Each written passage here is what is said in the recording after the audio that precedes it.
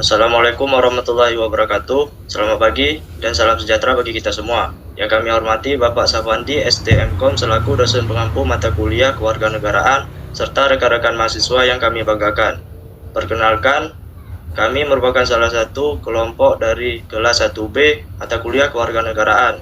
Kelompok kami terdiri dari saya Muhammad Rizky Aulia dengan NIM 240170096 sebagai moderator.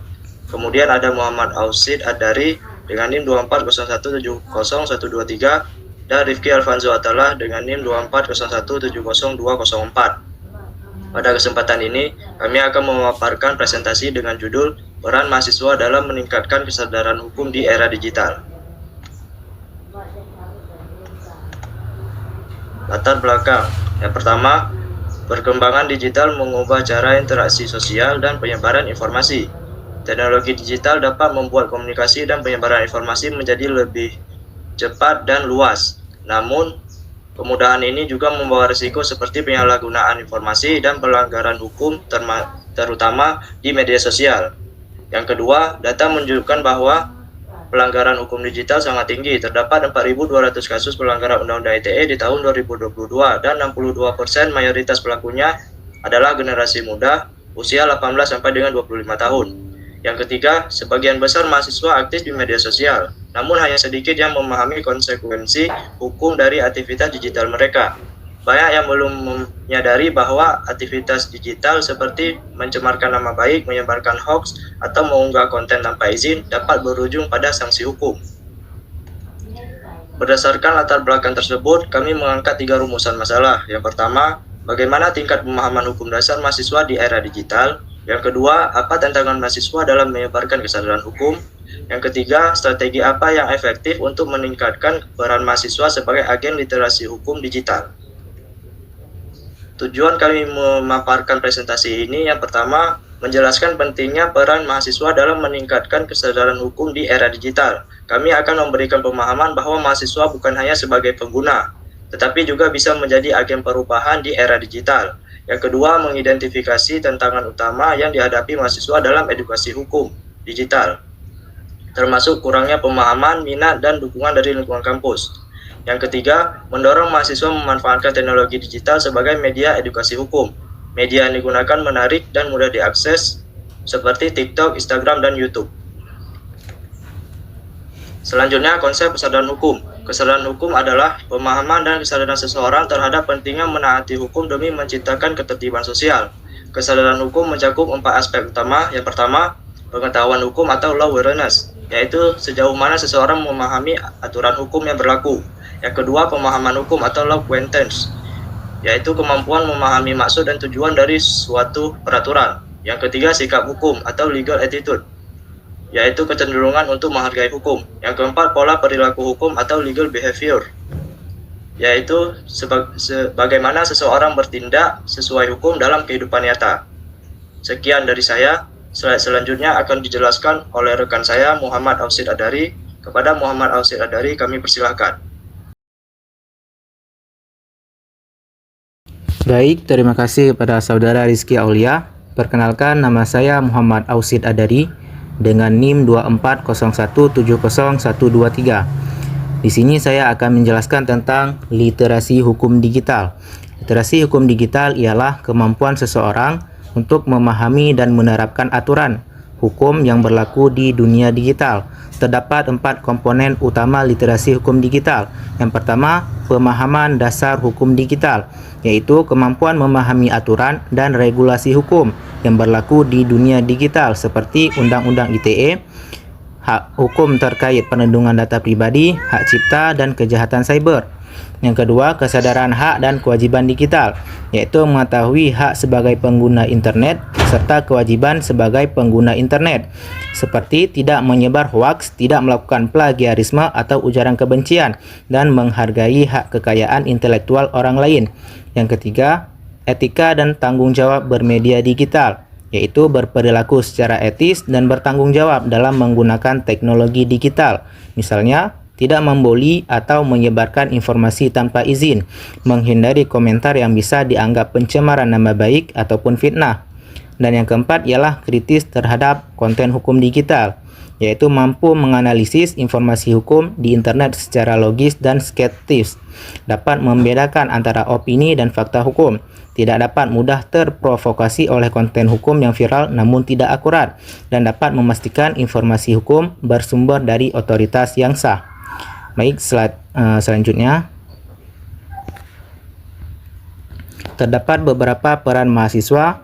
Yang pertama ialah mahasiswa sebagai agen perubahan atau agent of change, yang dimana mahasiswa dapat berperan sebagai motor penggerak perubahan sosial dan hukum dengan melalui penyebaran nilai-nilai hukum dan etika digital, kampanye anti-hoax, anti-ujaran kebencian, dan mendorong perilaku bijak di media sosial. Yang kedua, mahasiswa sebagai edukator hukum, yang dimana mahasiswa dapat memberi edukasi hukum digital kepada teman sebaya dan masyarakat, dapat menyampaikan informasi hukum secara sederhana dan menarik, dan dapat pula mengubah persepsi bahwa hukum itu rumit dan eksklusif. Yang ketiga, mahasiswa sebagai social control, yang dimana mahasiswa dapat mengkritisi kebijakan publik yang tidak sesuai hukum, dapat menjadi alarm sosial terhadap pelanggaran hukum digital, dan dapat mengedukasi masyarakat melalui media daring dan diskusi offline. Dan yang keempat, mahasiswa sebagai pencipta konten edukatif, yang dimana mahasiswa dapat menciptakan konten hukum dalam bentuk infografis, video pendek, podcast hukum ringan, dan artikel blog populer. Baik, slide selanjutnya. Terdapat beberapa strategi peningkatan peran mahasiswa dalam literasi hukum digital. Yang pertama, pelatihan literasi hukum dan digital, yang dimana mahasiswa perlu diberi pelatihan tentang hukum digital, termasuk komunikasi hukum dan cara membuat konten edukatif yang menarik dan mudah dipahami masyarakat. Yang kedua, pembentukan komunitas mahasiswa peduli hukum, yang dimana mahasiswa bisa membentuk komunitas yang fokus pada isu hukum dan sosial untuk berdiskusi, advokasi, dan mengedukasi masyarakat secara langsung. Ketiga, kolaborasi dengan lembaga hukum dan pemerintah, yang dimana mahasiswa dapat bekerja sama dengan instansi seperti Kementerian Hukum dan HAM, Kepolisian, atau LSM untuk memperluas jangkauan edukasi hukum ke masyarakat. Dan yang keempat ialah optimalisasi media sosial dan teknologi informasi, yang dimana mahasiswa bisa memanfaatkan media digital untuk kampanye hukum melalui podcast, infografis, video edukatif, dan webinar karena lebih mudah terjangkau masyarakat luas, terutama generasi muda. Baik, slide selanjutnya. Terdapat beberapa dampak positif dari peran mahasiswa dalam literasi hukum digital. Yang pertama, meningkatkan literasi hukum masyarakat. Mahasiswa dapat membantu masyarakat, terutama generasi muda, lebih memahami hukum digital seperti Undang-Undang ITE dan etika bermedia, sehingga mereka lebih bijak dalam berinternet.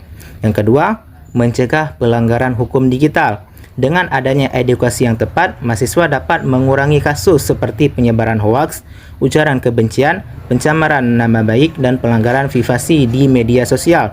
Yang ketiga, mendorong budaya digital yang etis dan bertanggung jawab, yang dimana mahasiswa sebagai contoh publik dapat membentuk kebiasaan bermedia sosial yang sopan, sesuai hukum, dan menghargai hak orang lain.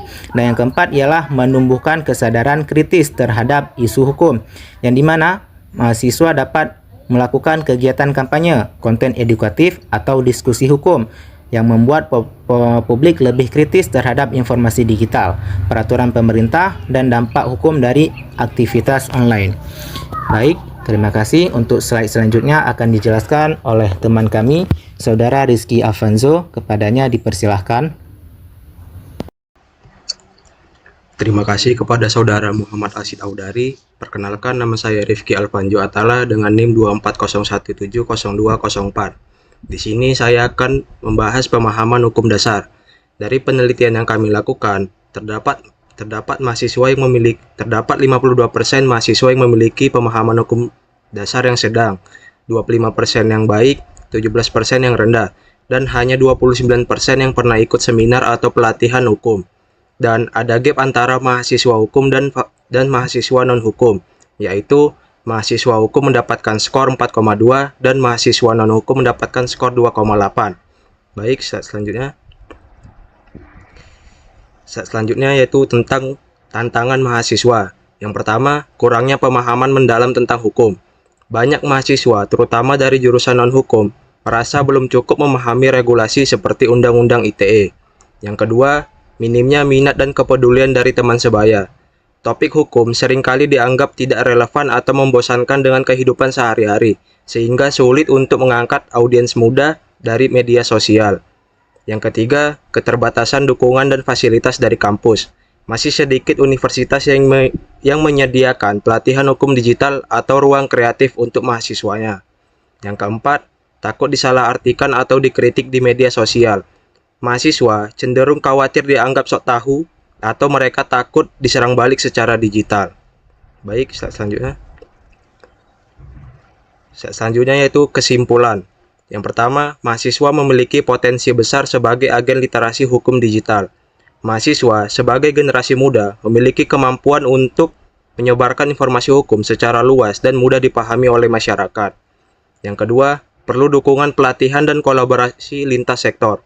Agar peran mahasiswa berjalan dengan efektif, diperlukan dukungan dari berbagai pihak, baik kampus, pemerintah, maupun sektor swasta. Yang ketiga, strategi edutainment dan kolaborasi lebih efektif dibanding metode konvensional. Menggabungkan video edukasi dengan hiburan seperti video pendek, podcast ataupun animasi hukum lebih menarik perhatian generasi muda dibandingkan dengan metode tradisional seperti ceramah ataupun buku teks. Selanjutnya, saran. Yang pertama untuk mahasiswa, buat komunitas literasi hukum digital. Mahasiswa disarankan membentuk kelompok atau komunitas yang fokus pada penyebaran informasi hukum melalui platform digital. Yang kedua, produksi konten hukum yang menarik. Mahasiswa didorong untuk membuat konten edukatif yang membahas isu-isu hukum terkini dengan gaya yang santai dan kreatif. Yang selanjutnya untuk kampus, tambah mata kuliah hukum digital untuk semua jurusan.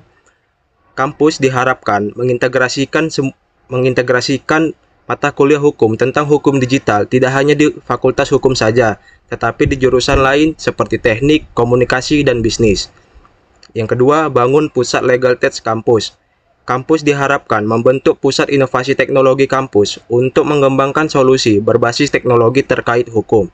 Selanjutnya, untuk pemerintah, sederhanakan bahasa hukum untuk generasi muda. Pemerintah diharapkan membuat regulasi atau kampanye hukum untuk generasi muda yang menggunakan bahasa yang mudah dipahami oleh generasi muda. Selanjutnya, bangun kolaborasi edukasi dengan platform digital. Pemerintah harus bekerja sama dengan platform digital seperti YouTube, TikTok, ataupun Instagram untuk menyebarkan informasi hukum secara luas. Baik, sekian dari saya kembalikan ke moderator.